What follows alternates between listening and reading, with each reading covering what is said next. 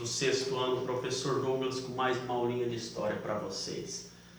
Pessoal, na última aula nós falamos sobre a vinda dos nossos ancestrais aqui para o continente americano e nós falamos de duas teorias. Vamos só relembrar, só para a gente entrar no assunto de hoje? Quais eram as duas? Vocês lembram? A primeira, Estreito de Bering. Lembra lá em cima no mapa, onde encontra o continente americano com o asiático? É o lugar mais próximo de um continente ao outro, dá aproximadamente 83 quilômetros, ou um pouco mais ou um pouco menos, tá? E acredita-se que eles passaram a pé, lembra? Por causa do nível do mar que abaixou, última era glacial, a terra coberta por gelo, enfim, esse foi o do Estreito de Bering, e o outro pelo Oceano Pacífico, que eles vieram através das correntes marítimas, parando de ilha em ilha até chegar ao nosso continente. Hoje a gente vai falar um pouquinho sobre a idade dos americanos. Quantos anos faz que esses nossos ancestrais em comum chegaram no nosso continente, professor? Fala para nós aí. Enfim, é isso que a gente vai falar. Para quem quiser acompanhar na apostila, está na página 128 e 129, que a gente vai fazer o exercício, que é a atividade 1. Então vamos lá, pessoal. Tem um texto ali na página 128 que o professor quer ler com vocês. Só gostaria que me acompanhassem, depois eu vou falar desses dois tópicos aqui para vocês, tá bom? Diz mais ou menos assim, ó. Outra questão, a idade dos americanos, que é o nosso título da aula aí. A maioria dos arqueólogos concordam que o continente americano começou a ser habitado há cerca de 15 mil anos atrás. E a gente vai ver o porquê que eles acreditam que o nosso continente começou a ser habitado há 15 mil anos atrás. Presta atenção. Mas a arqueóloga brasileira Niede Guidon, presta atenção, diretora do Museu do Homem Americano, no Piauí, discorda. Ela defende que o continente é habitado há quase 50 mil anos atrás. E a gente vai ver quais são os indícios, desculpa pessoal, quais são os indícios, tá? O que ela encontrou para reforçar essa teoria dela. Presta atenção. Sua hipótese está baseada em alguns vestígios do sítio arqueológico de São Raimundo Nonato, que é um dos mais importantes do Brasil. Lembra que o professor falou para vocês o que era um sítio arqueológico? Quando você encontra algo ali, e aí eles cercam aquilo, lembra que eu falei? E aquele espaço agora é um sítio arqueológico, agora só pode entrar com autorização. Ali vai ser onde os arqueólogos, os historiadores vão trabalhar e vão procurar mais vestígios, mais fósseis, enfim, presta atenção. Onde encontrou restos de fogueira com essa idade.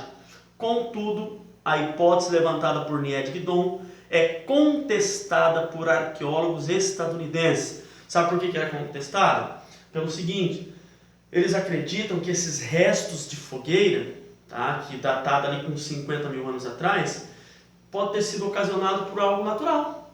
Caiu um raio, pegou fogo e aquela fogueira pode não ter sido da ação do homem, pode não ter sido feita pelo homem, e sim de uma forma natural, de algo que caiu e que pegou fogo e não se sabe ao certo, tá, se foi realmente a ação do homem para essa fogueira. O de 15 mil anos, eles encontraram vários utensílios, vários vestígios em outros sítios arqueológicos, lá para o México principalmente, tá? Eles encontraram utensílios de 15 mil anos atrás. E nós temos também o crânio do nosso ancestral mais antigo da América.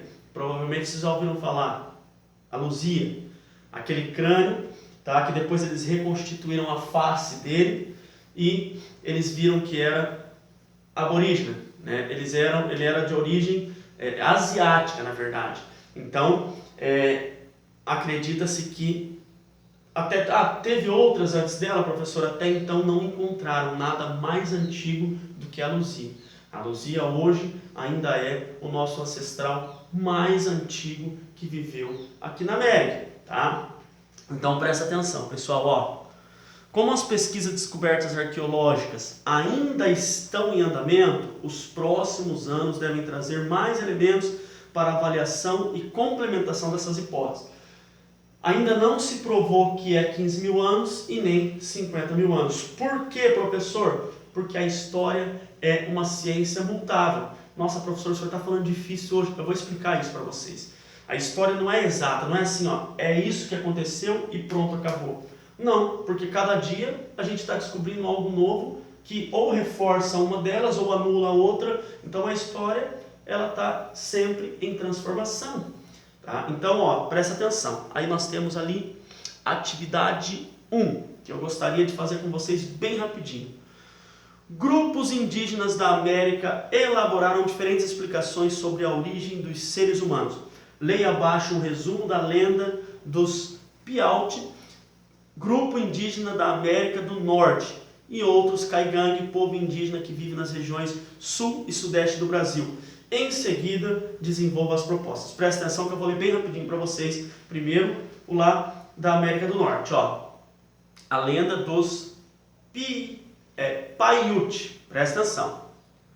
O gelo havia se formado à frente deles, tão alto que alcançava os céus. Era impossível para os povos atravessá-lo.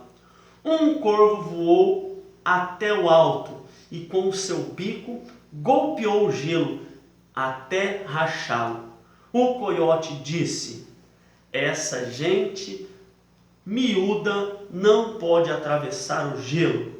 Mas um corvo voou até o alto e fez outra rachadura. E o coiote insistiu: tente outra vez, tente outra vez. O corvo voou de novo e rompeu o gelo. Então o povo atravessou em disparada. Vamos lembrar que isso é uma lenda, tá? Mas é uma lenda que os povos indígenas contavam, então, que reforça que eles atravessaram pelo gelo ali mesmo. As Caigangues. Os Caigangues afirmam que os primeiros de sua nação saíram do solo, por isso tem cor da terra. Numa serra no sudeste do Paraná, dizem que ainda hoje se podem ver os buracos pelos quais subiram. Uma parte dos Caigangues permaneceu subterrânea. Essa parte ainda continua lá e a ela vão se reunir as almas dos que morrem aqui em cima. É outra lenda de como surgiu. Então, lembrando que os indígenas eles tentam explicar também da maneira deles essa origem do homem americano. Só que aí é uma lenda, né, gente? Porque brotou o homem da terra, ainda tem homem na terra, o corvo foi lá e rachou. Isso são coisas que impossíveis de acontecer. Por isso que é uma lenda, tá? E agora vamos responder bem rapidinho a A, a B e a C. Aponte as semelhanças e as diferenças entre as duas formas de explicação sobre a origem dos humanos. Pessoal, eu vou fazer assim, ó. Eu vou deixar para vocês responderem em casa. Isso vai ser a tarefa. E depois vocês vão me mandar ali no Classroom, tá? Até porque, senão a aula vai ficar muito extensa. OAB. Essas lendas se aproximam de alguma das hipóteses sobre o povoamento da América estudada no módulo? Você acha que alguma delas se aproxima? Eu falei agora, né? Daquela primeira. Se aproxima com o quê? Do Estreito de Bering. Então tem uma pesquisada lá que vocês já vão responder a B. E a C, porque diferentes povos têm interesse em conhecer a origem dos seus antepassados. Por que você acha que os diferentes povos têm esse interesse de conhecer a origem dos antepassados? Você tem esse interesse? Lógico que tem. É o que nós estamos estudando nas nossas aulas, tá? Passadas, e ainda vamos estudar muito sobre isso. Tá bom, pessoal? Por hoje é só. Um beijo do professor Douglas para o seu coração. Fui!